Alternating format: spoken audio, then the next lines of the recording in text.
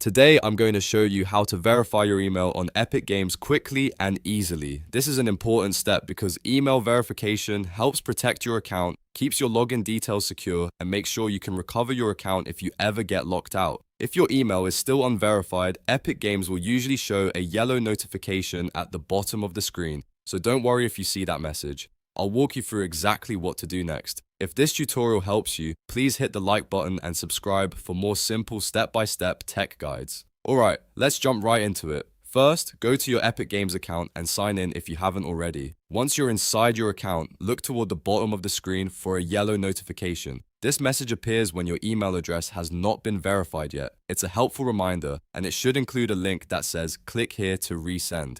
Go ahead and click that link. When you do, Epic Games will send a new verification message to the email address connected to your account. Now open your email inbox and look for a message from Epic Games. If you don't see it right away, make sure you refresh your inbox and check your spam or junk folder as well, because sometimes verification emails can land there instead of your main inbox.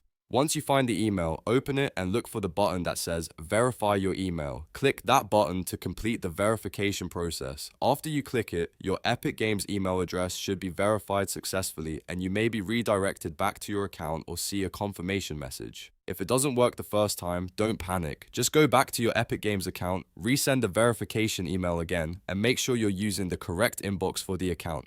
This process only takes a minute, but it's worth doing because it adds an extra layer of security and helps keep your account fully active and accessible. So to recap, go to your account, find the yellow notification, click the resend link, open the verification email, and click verify your email. That's all there is to it. If this video helped, make sure to give it a like and subscribe for more helpful tutorials just like this one. Thanks for watching, and I'll see you in the next video.